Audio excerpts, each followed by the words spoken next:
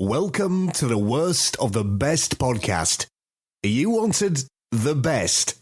Well, they didn't freaking make it! So here's what you get. From Canada, Ryan and Jason.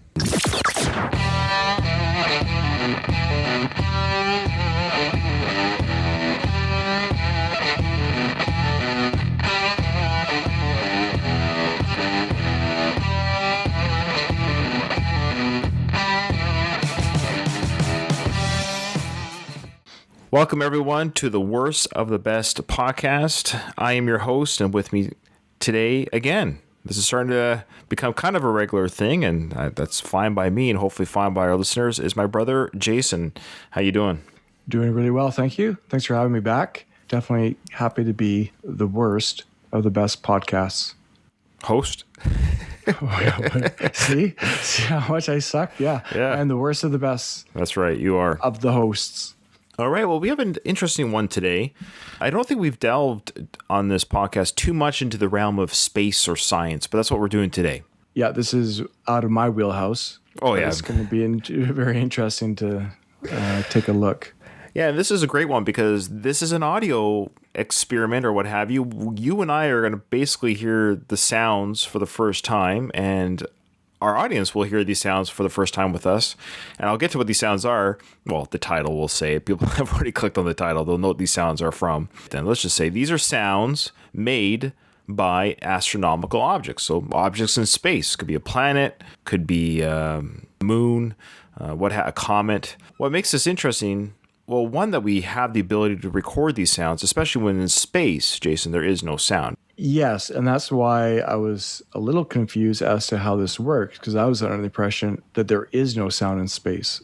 Well, this is how it works, okay? So everything in the universe gives off radiation that if our ears or eyes were sensitive to it, they would indeed hear or see those things. So the spectrum of light that we actually perceive is very small compared to the very large spectrum of light available, ranging from gamma rays to radio waves. So signals that can be converted to sound make up only one part of that spectrum. So the way people and animals hear sound is that sound waves travel through the air and eventually reach the ear.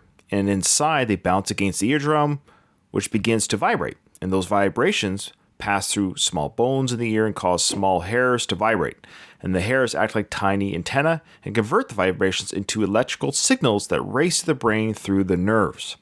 The brain then interprets that as sound and what the timbre and pitch of the sound are.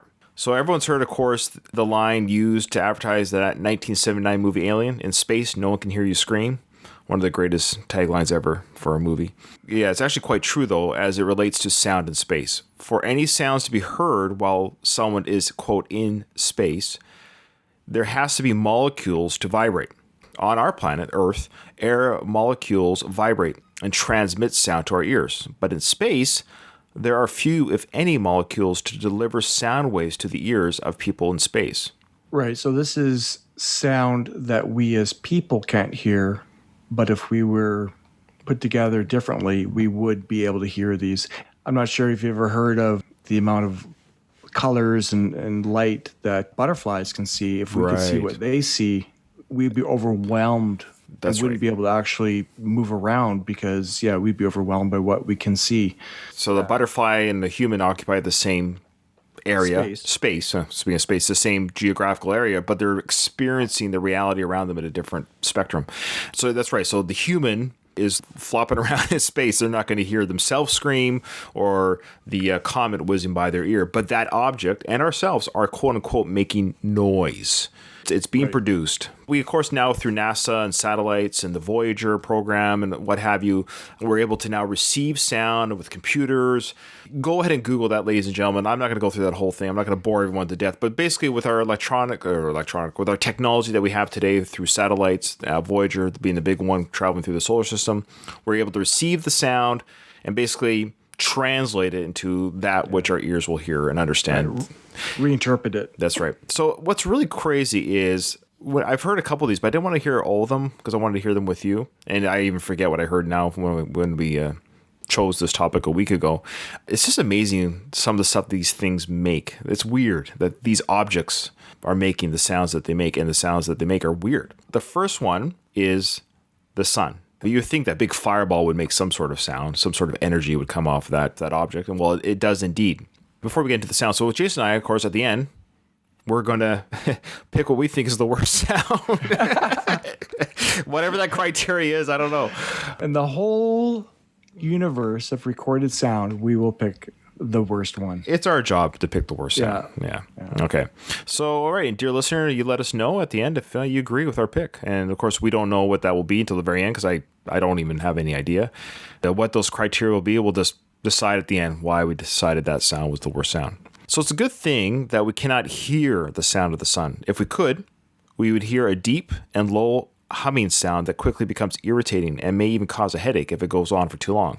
We know how the sun sounds thanks to NASA and the European Space Agency, which teamed up to record the frequency of the waves caused by the materials moving on the sun. They passed the data over to Stanford University's experimental physics lab, which converted it into the sound we're about to hear. That's crazy. A lot of smart people doing this. Name 3 things that Jason and Ryan would never be a part of. NASA. How long it took us to organize this podcast behind the scenes. Yeah, no kidding. Yeah, we were trying to figure out the technical difficulties of a podcast, let alone creating sounds for the sun. It was my headphone wire plugged in all the way. Yeah. Anyway, it took 20 minutes to figure that out. Let's hear what the sun sounds. This is sun sonification, raw audio.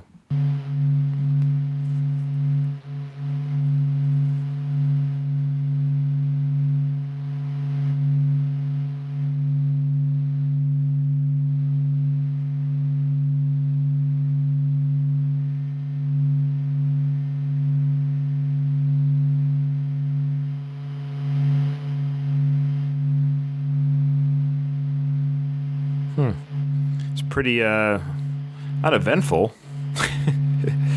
Yes. It definitely doesn't match the view of the sun. Again, this is the frequency of the waves caused by the materials. What those materials are, I'm not sure. Moving on the sun. I wonder if this is magma. Magma. Is that from Austin Powers? Yes, this is what magma sounds like. Magma. I love that part. All right. I think that's about it. Okay, so there you go. That's sun sonification. It's not an irritating hum. I guess after a while you might get a headache. You know what it reminded me of is those sleeping apps or like white noise. I was like, I could put my headphones on, put this a little bit in the background, and it apparently helped me fall asleep. I was just going to say that. I actually use sound white noise to sleep, and I'm not kidding. I could probably put that on a loop. It wouldn't be too bad. I'm not too crazy about the in and out a little bit, but yeah, I don't mind that at all. So I have used those apps too, during kind of stressful moments in my life, and it's hard to fall asleep. I put my headphones on, and it's amazing all the different variety of sounds that are available to listen to, and that sounds like one of them. I use rain. Yeah. I like rain. Okay. All right, Jay, you got number 9. So this is the sounds coming from Jupiter's aurora. On August 27th, 2016, NASA's Juno spacecraft recorded the sound of the aurora along one of Jupiter's poles. Jupiter's auroras have the strongest energetic particles in our solar system. So let's give it a listen. All right.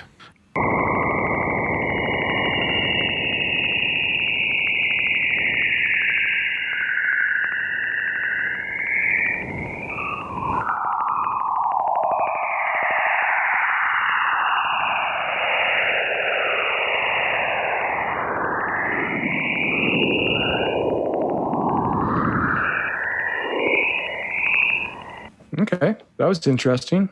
Have you ever heard the sounds coming from like northern lights? Well, that's exactly what aurora means. Yeah. So that sounded similar to what northern lights I've heard. Mm-hmm. Kind of that crackling noise anyways. So that's interesting. It is weird that the light or the energy that makes the sound that it does, and there's probably some sort of weird math and science behind that. There's always some sort of layer upon layer of, well, there is a little bit. Well, we know there's science right here. I mean, that's a frequency range of 7 to 140 kilohertz. And they had 13 hours of data as the spacecraft Juno got closest to the lights there from Jupiter. You know, it's funny that we're talking about this, maybe because I knew this was coming, this recording, but literally last night of this recording, I had a dream that I was going to be launched into space with an astronaut team. And it was so vivid. I still have the imagery in my head. It's one of those dreams where it's vivid as like I got literally like transported to the rocket. Like I remember everything, my crew that was with me. Were you listening to white noise last night as you fell asleep? Yeah. And I've always loved the idea of going into space, so it's not really hard to think that my brain would come up with that kind of imagery, but it's vivid in my head. I was totally relaxed and cool about it. And it was being like broadcast live, and so I knew there was cameras on me, and I was kind of being like a cool cucumber because people were watching me get my outfit on and with the other crew. It's like, yeah, Ryan going to space, sure, why not? You know, it just felt like a little bit of a rock star for a moment there. It was kind of cool. Yeah. All right. Number 8 is Saturn and Enceladus. On September 2nd, 2017, NASA's Cassini spacecraft recorded the sound of the plasma waves exiting Saturn and traveling to its rings and one of its moons, Enceladus. The sound is not as crazy as Jupiter's aurora, but if you were to press us for an answer, I would say it begins with a low-pitched sound as if someone was playing a musical instrument that can then turn into a weird drum. All right, so let's hear what that sounds like.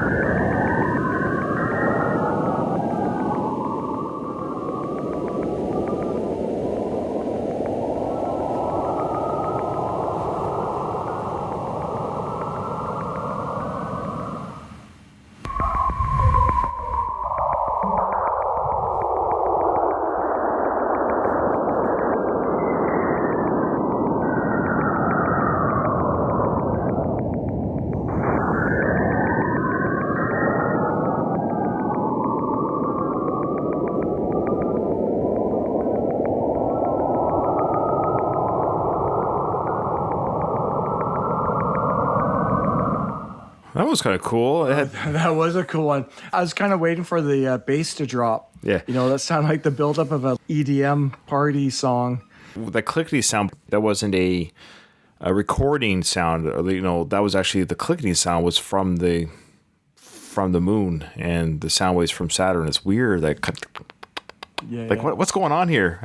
It's almost like they're communicating. And if the whole thing has life, the whole thing has energies, who knows if you want to get deep in that kind of talk. But yeah, sure. There's maybe something being communicated from the planets. Yeah, that was cool. Okay, so number 7 here. This is interesting that they could record the sound of this. It's a comet. They have recorded the sound of Comet 67P, which is also the singing comet because it makes a weird clicking sound that closely mimics the sound made by dolphins. You'll be able to hear the comet make an eerie sound that can be mistaken for a gust of Earth's wind overlaid with a repeated clicking sound. Scientists believe 67P's sound is the result of the vibrating plasma in its magnetic field. However, the sound is strange because it is different from the sounds made by other comets. In the meantime, scientists are closely monitoring the comet to see if it will continue making the same sound when it moves closer to the sun or alter it as other comets do. Take a listen. The singing comet.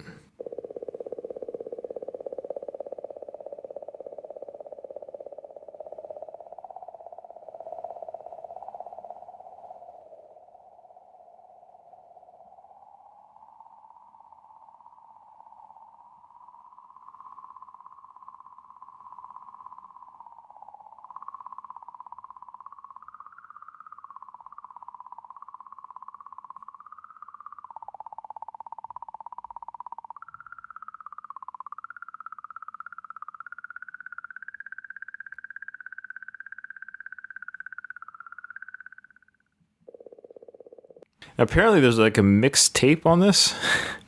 You see that? I guess, yeah. Let's just see if we can. Well, we got time here.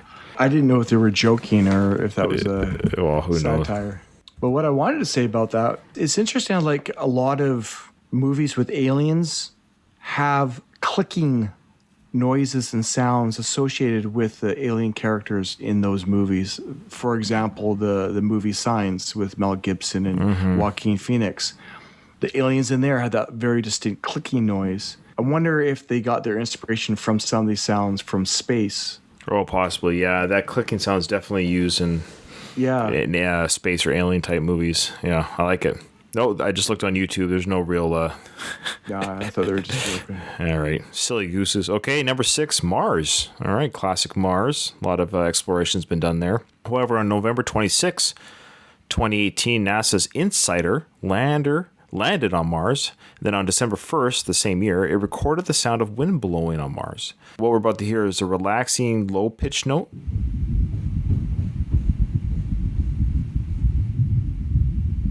There it is.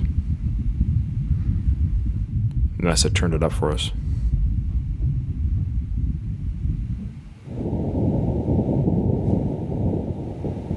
Here's the sounds of the winds. It's kind of weird, eh? Yeah, that is very interesting. Kind of creepy. Yeah. It feels very desolate.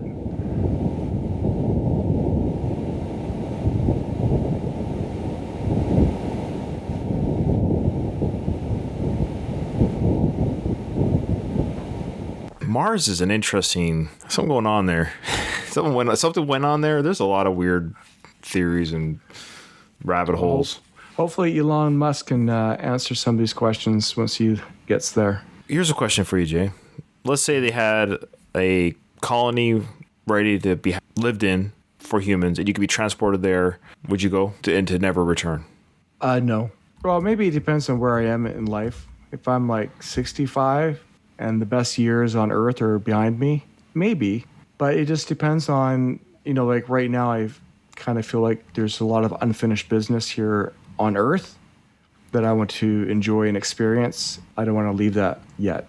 Okay. For those opportunities. Yeah, that's fair. Yeah, I mean, obviously, with families and stuff. But if I was just like obviously no family obligations or people that would legitimately just miss me, the explorer part of my brain, talk about that dream about space travel. I think I would love to set foot on Mars. I think it'd be pretty. Yeah, and I guess it depends on how far developed it is on Mars too. Is it going to be 20 people and a couple domes that you're going to be living in? It's going to be like Total Recall. It's going to be totally, you got bars, you've got... Oh, wow. Okay. I think you're cheating. You're kind of bypassing the hard part. Well, I just did a quick little search here, Jay. There are conspiracy theories regarding Mars. Maybe we should do that for an episode. I would love to do that one. Okay. Yeah. All right. You are I'm not number saying 5. I'm a believer, but I'm pretty close to being a believer. We always say, we've said before, conspiracy theories, whether they're true or not, they're just fun to talk about. They are fun. All right, let's check out The Dark Side of the Moon. And we're not talking about Pink Floyd. Yeah. We're talking about the actual moon sounds that the dark side makes. 1969, astronauts on board the Apollo 10 mission, which flew 3 months before Neil Armstrong's Apollo 11, recorded the sounds of the far side of the moon as they orbited it.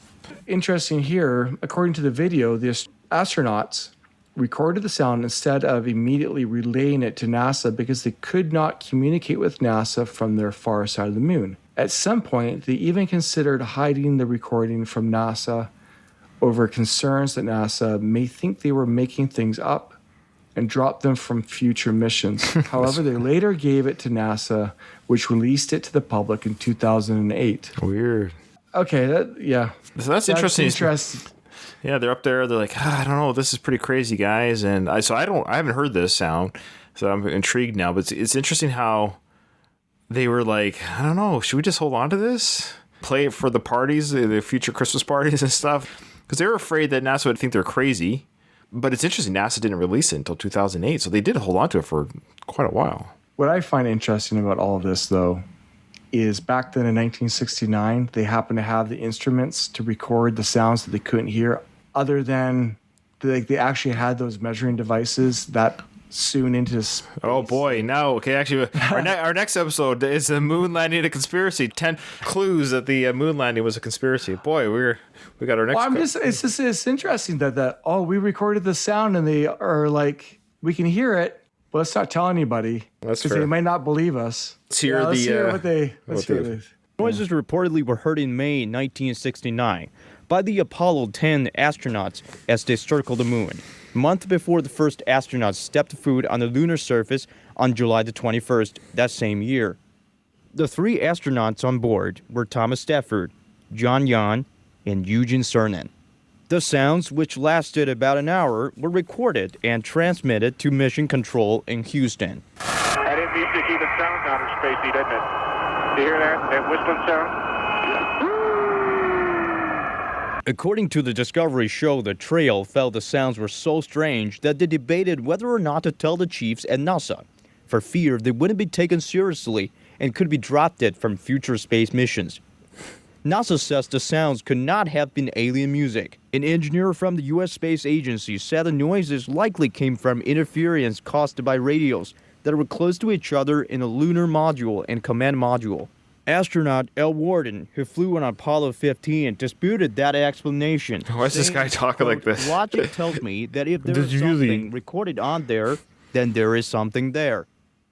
Okay, that's a horrible narration. We apologize, dear listeners, because like I said, we didn't want to spoil our own listening. But that was a very quick clip. Listen to that really quickly here. We'll just play it really quickly again. And they talk over it, and they didn't play it real. Which is Control in Houston. That is music even sounds outer spacey, doesn't it? Do you hear that? That whistling sound? All right, so there you go. Yeah, so they picked up something on their headsets, but they didn't really have the instrumentation the same way that these other sounds have. Yeah, that was Pick up sounds and reinterpret it. So that's a debatable sound there. And that whoever did the narration for that video, like, he had marbles in his mouth. He didn't pronounce words properly. I just said pronounce. He didn't pronounce. Boy, that was karma on my part. He didn't pronounce his words very correctly. Okay, I'm going to shut up. All right, here we go. Number 4, Jupiter's ionosphere. So we've already talked about the sound made by Jupiter's aurora. I can't say words. However, as we can see and hear, the aurora is not the only part of Jupiter that makes a sound. It's the ionosphere, the point where its atmosphere meets space, makes one too. So NASA's Juno spacecraft again recorded the sound as it approached Jupiter February 20th, 2017. We should add that the sound was not created by the ionosphere itself, but is a result of Jupiter's magnetic field deflecting charged solar winds from the sun.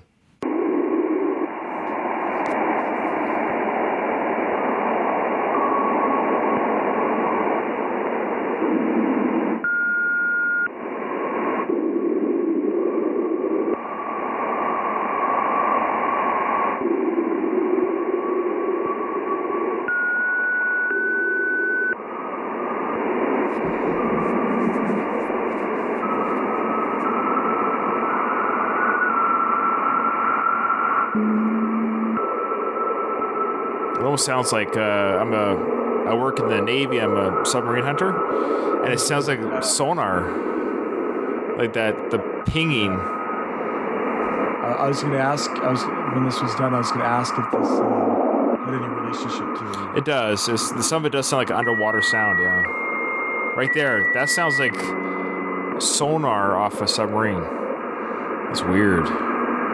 Well, it's probably the same frequency. That's why.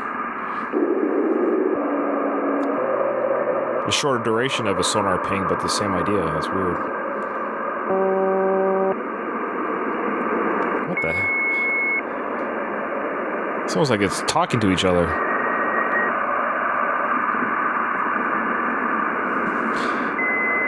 It's weird that they have those high-pitched tones.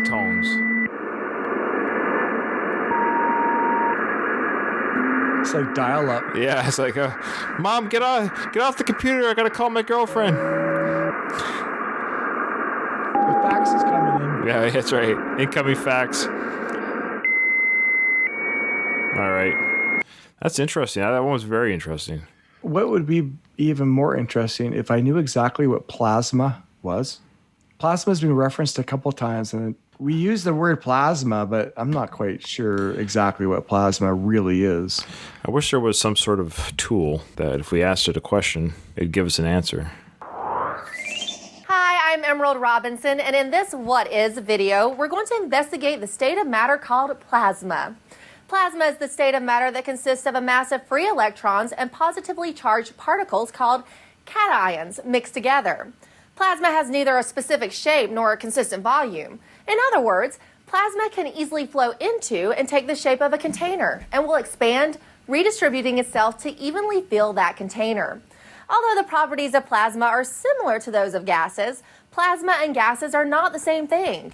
In plasma, electrons are released from their orbits around a nucleus, creating a soup of free electrons and nuclei. Because these charged particles are loose, plasma easily conducts electricity and both produces and responds to magnetic fields. Plasma is created when a gas is either exposed to a high temperature or when high voltage electricity is passed through it. The heat or electricity makes the atoms in the gas move so quickly and collide so violently with one another that electrons are knocked from their orbits. Because of the way they are created, plasmas are sometimes called ionized gases. Although plasma isn't discussed as often as solids, liquids, and gases, and was the last phase of matter discovered, you're probably more familiar with plasma than you think. Plasma gives neon and fluorescent lights their glow, is formed during lightning strikes, and of course is present in plasma televisions. Chemists also classify fire as a plasma. Plasma makes up our sun and is visible in the solar flares that erupt from its surface. Because plasma is the stuff of stars, it is the most common state of matter, making up about 99% of the observable universe. Okay, well, I'm an idiot. I don't know anything. I was thinking it was more along the lines of, I don't know, like a lava. Yeah, that's magma. Magma. I'm a simpleton, obviously. Magma. That's right, come on. Magma, plasma, it's kind of the same. So let's listen to the sounds of this. Even after they pay me the money, I'm still going to melt every city on the planet with liquid hot magma. With liquid hot magma. Liquid hot magma. Magma. It's so funny somebody actually did that. It's like liquid hot magma. All right. So listen to the sounds of Ganymede. Let's figure what this is. It's the largest moon in our solar system. It is as big as a planet and would have been considered one if it was not orbiting Jupiter. Wow. That's huge. Like everything Jupiter, Ganymede makes its own creepy sounds too. The sound we are talking about here is the sound of magnetosphere, which refers to the part of the atmosphere that protects an astronomical object from the magnetic field of a nearby but larger astronomical object. In Ganymede's case, that nearby object is Jupiter. All right, let's check it out. Oh, I guess the sounds were recorded on June 27th and September 6th in 1996. Galileo spacecraft. Oh, wow, okay. This is one of our earlier recordings, other than the Dark Side of the Moon. Yeah, so they must have did a bunch at the same time. Yeah.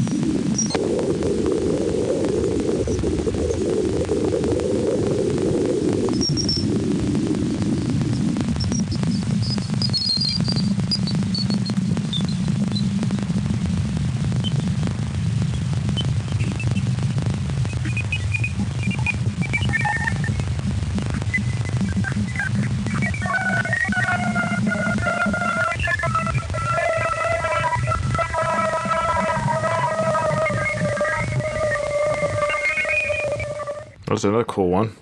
Yes. As I was listening to that, I was thinking maybe it's good that we can't hear these sounds because space would be much more, I don't know, is it terrifying that you can't hear sound, or if you were to hear all these different sounds? Yeah, it's, well, speaking of weird and interesting, so imagine the sound that Uranus makes. I read this one and I thought this is Come on. funny. Yeah. Let's hear the pronunciation officially from Google. Uranus. Oh, it still is. Okay. Uranus. What's that, Google? Uranus. I thought, because I've heard some people call it Uranus. Yeah, they're liars. It's always been Uranus, especially from about grade 1 onwards. It's been Uranus. All right. Well, I know the sound that my anus. I'm not sure what your anus. I'm familiar with yours and mine. Oh man, we're 40-plus-year-old men, and we still giggle at this planet's name. All right. Uranus and Neptune rank among the least noisy gas giants out there. Gas giants. The other two, Jupiter and Saturn, are considerably noisier. However, Noise is relative as far as gas giants go. So these planets are filled with gases and fluids that do not have land as we know it. So you should expect to hear never-ending wind noise if come on. If you ever manage to find yourself in one. So let's listen to what Uranus sounds like, Jason. You ready? Yes. All right.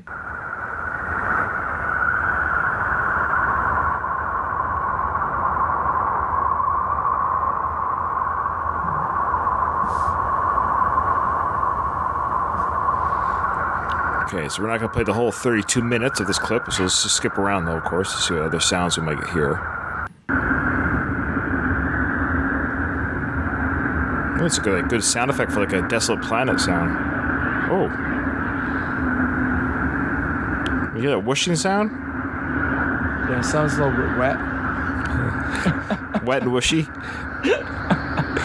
Slippery?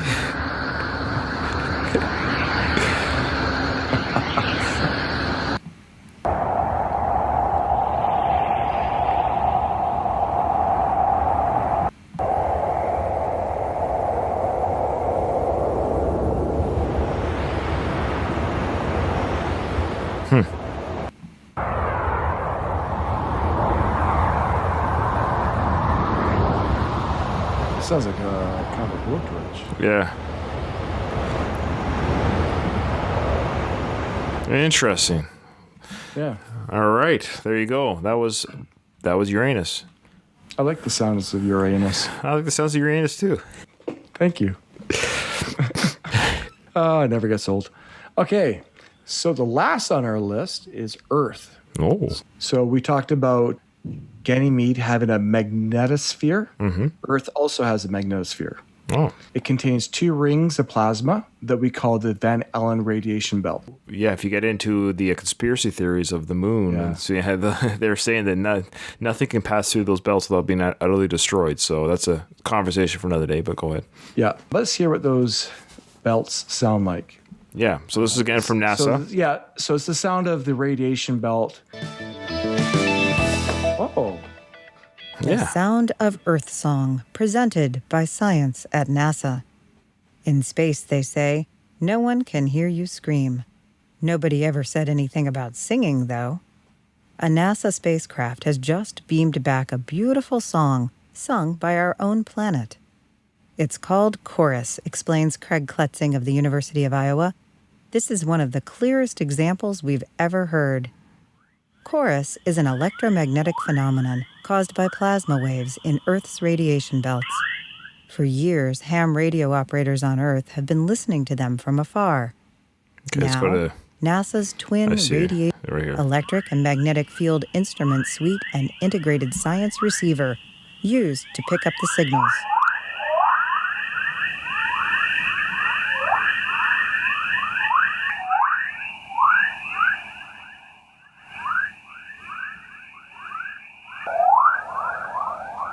It sounded a little bit like almost like a whale songs or whale sounds. Yeah, that's what I was thinking, kind of the whale as well. All right, so there you go. We're not going to play all the 10 again, obviously, because we usually review the list. But what we'll just do, we'll just mention the names of the sounds, and then if you really want to go back, you can listen to the sounds again or look on YouTube.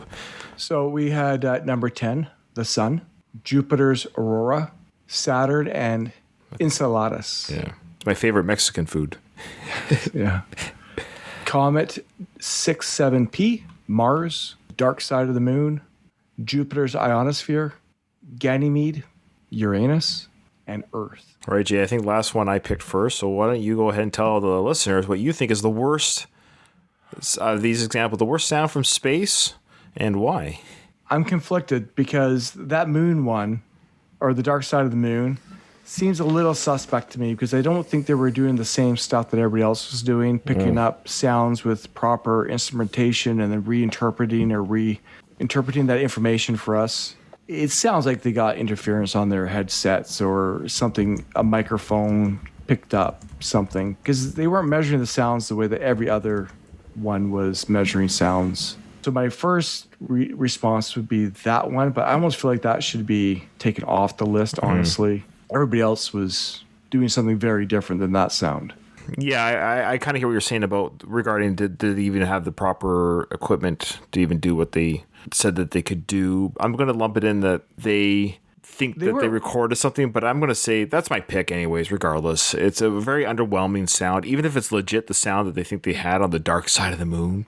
But what do they think they're picking up? To me, it's probably electrical equipment, some sort of hum, it's pretty underwhelming. Underwhelming, yes. If that wasn't on the list, number 10, the sun was very underwhelming as well. I agree. So yeah, if we're going to argue that the equipment in 1969, they were purposefully out to find sound, reinterpret it for the human ear to hear. They were listening to the sound as if there is no sound in space, and they're like, oh my, there's sound. It's kind of a different setup, but I mean, number 5, so the dark side of the moon, the sound from the moon, that would be top of my list as well. Okay. And I think the fact that both of us gravitated towards that one right off the bat kind of shows the weakness of their argument of sound in space to even be on the list. The sun was underwhelming, all the same. Yeah. For such a massive, impactful space object, it didn't really pack a lot of punch to it. All right. Well, there you go. That was fun. Hope people enjoyed the science or space episode. I think we'll definitely do a Mars or Moon one conspiracy theory because I think that might be fun. I think most people kind of know the arguments for the moon, but it might be fun just to go over that. Why people feel it might have been why the moon was fake landed. And another one is the Mars, There's some conspiracy theories about Mars, like the face on Mars, and there's been footprints on Mars, and there's life on Mars, and so that might be a fun one to get into as well. Yeah, I would like that. It's been a while since we've done a conspiracy one too, so we're due for one. All right, well, remember, in front of every silver lining, there's a cloud, and who knows, maybe some of them make noise. Like Uranus. Thanks for joining us, Jason. We'll hope to have you on again. Thanks, brother. Gamma Gator Productions.